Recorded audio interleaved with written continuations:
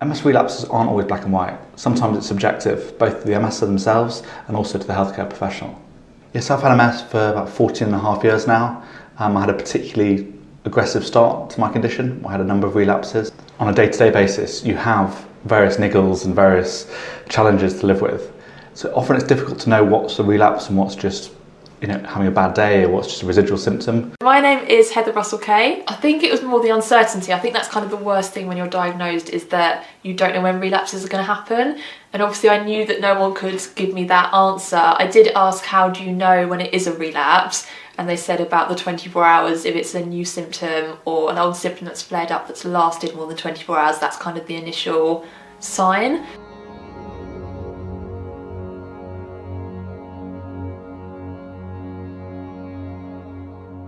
Everything was MS for me, no matter what it was. I can remember my knee really aching, and it had gone on for a couple of weeks. That for me was MS. It wasn't MS in the end. I can remember going to see consultants and saying, I've got this, and it's got to be MS, and there was this almost like a, we were battling against each other. It's MS, no it's not MS, it's MS. A couple of weeks ago I had a day when I was feeling really, really ill, and I was completely convinced that I was hitting a relapse because my symptoms were really bad, much worse than they normally are when I'm tired. But then in the evening I got a really bad migraine, and by the next morning when I'd slept for about 12 hours I realised actually it was the migraine that was coming on that had caused the flare-up of the symptoms. I was so relieved the next day. Firstly the migraine was gone, and then I realised that all the other symptoms had gone, and I actually felt really refreshed as well. I thought for a couple of weeks that I was having a relapse because I was absolutely exhausted and my legs were just really not working, so stiff. I had a kind of strange some pins and needles down this bit of my face and down my arm, and I thought, let me just do a test just to make sure, and I did it, and then I found out I was pregnant, and I was like, oh, this is just my body changing. This has nothing to do with MS. This is exciting. I think sometimes it's really hard to disentangle a relapse from other things. In my case, disentangling, am I having a relapse or is it just menopause? And for me, 5 or 6 years ago, when that all started, it was totally new to me. When I saw the GP or the neurologist, menopause wasn't necessarily something that they'd seen a lot of or had a lot of experience of. I was visiting a friend in New York, and he lived on the New Jersey side of Manhattan. Because of jet lag, I woke up one morning really early, so I thought maybe I should go for a run. I was not used to running uphill, so I ran uphill, downhill a few times, and then the next morning I woke up and my legs felt really strange. I just had a chat with him. I said, oh yeah, it happened to me as well when I moved here, so yeah, it wasn't a relapse. It's very difficult to work out if it's just a normal life factor or if it's to do with your MS. I had really bad lower back pain. It was getting worse, and I didn't realise, but I actually had a kidney infection. Because I had attributed that pain to my MS pains, I'd completely ignored that I had a kidney infection. If my husband had had that pain, he would have totally gone and done something about it. Hi, my name's Rachel. I was diagnosed with MS in June 2018. I was told by my MS nurse that quite often things like a bladder infection can be what's causing sort of a false relapse.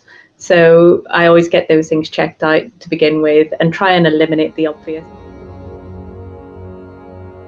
A relapse doesn't necessarily have to be something that's so debilitating. It could be something that's quite minor.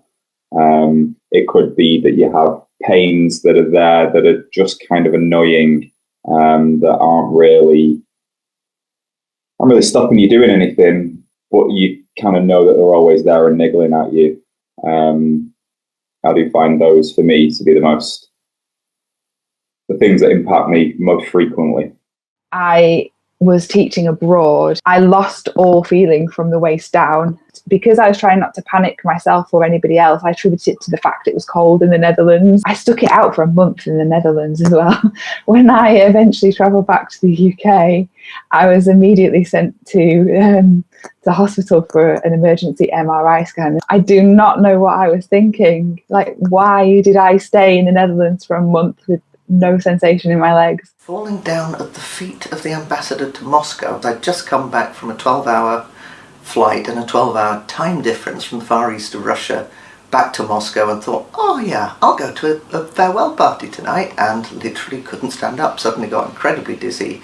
Everyone clearly thought that I was drunk. I wasn't. I fell over, had a brain scan, and that was when the kind of long journey towards diagnosis began. As I was walking from the tube to try and get to the escalators, the vertigo was kicking in and my legs were just not working at all. And people aren't always that helpful. I don't know if they thought I was drunk or what. So people were kind of moving around to get away from me. Luckily, one person did stop to help. And I tried to explain, but she obviously didn't have a clue what was going on, because she just kept going, my daughter has anxiety, I completely understand. While I was writing, doing an exam, my hand just gave up on me. I literally could not hold the pen. I'd pushed it as far as I could. I just pushed myself through it. I feel really bad for myself that I did that. And now I know that the best thing to do is take some time out, rest, get over the relapse, and then go again. The day my daughter was born, and my wife was having a planned cesarean on that day, but I wasn't feeling great. I was falling over everywhere, I was getting black spots in the eye. I was holding baby, and my wife just said, you're actually at a risk. But the whole kind of mindset of trying to persevere, thinking I was being some sort of martyr, actually my wife's words ring true, as in, if you help yourself, then you can help others, kind of thing. Some of the residual symptoms that I have are like crawling insect feelings in my face, and my left side is affected more than my right side. So if I started to have weakness on my right leg, and that happened for more than one day, I would think that was something new, and that would be a relapse. Optic neuritis is when when something really isn't right with me, because it doesn't happen often. I'll sometimes, get a little flare up of pain in my eye or something. That's okay. That's a kind of normal little unhappy flare. But something that actually affects my vision, that's something to bring up. You're going to be the expert of yourself. And with MS, everybody's so different. So there is no MS baseline, it's your baseline. I find scoring myself in the morning can kind of help. So even scanning my body and knowing where the pain is, how relative that is to normal, I know that then, okay, I know what to do from there on. Getting out of bed, whether I can, that's a winner. Then it's picking my son out of his cot, everything from trying to put my trousers on to drying my hair. I think drying my hair is one of the biggest tests for me. So I just kind of have a mental checklist in my head, and I can sort of tell yes or no if I'm having a bad day or a better day. I have a diary of symptoms that I keep every day. I've noticed a pattern over time that I've had an accumulation of these symptoms on the left-hand side of my body over a period of time. So I actually got in touch with the MS nurses, and I very rarely get in touch with them. And they made some suggestions about what I might want to try a new medicine that I hadn't tried before. I escalate things if I see a pattern in a change in my in the way I'm feeling. The reason I'm still monitoring my symptoms and do it every day is just I've set it up so it's really easy to do and it doesn't take any time to do. It's like the calorie counting apps and things, you do it for a week, but then you get to a point where you can't spend all of your time, your waking hours, noting down every kind of glass of milk you've drunk.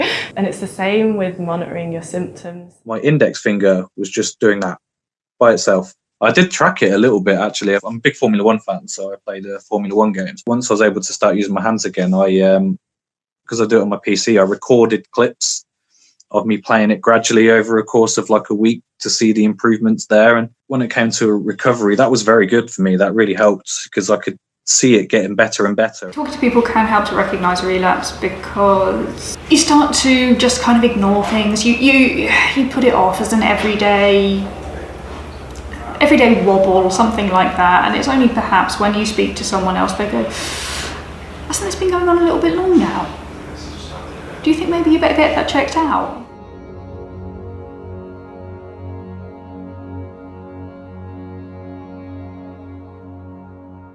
If it's not normal for you, then it's not right. If there's a change that you're concerned about, then you are perfectly within your rights to go and get it checked out. And definitely, yeah, just be open to MS isn't the only thing that's going on in your life. You're just a human being.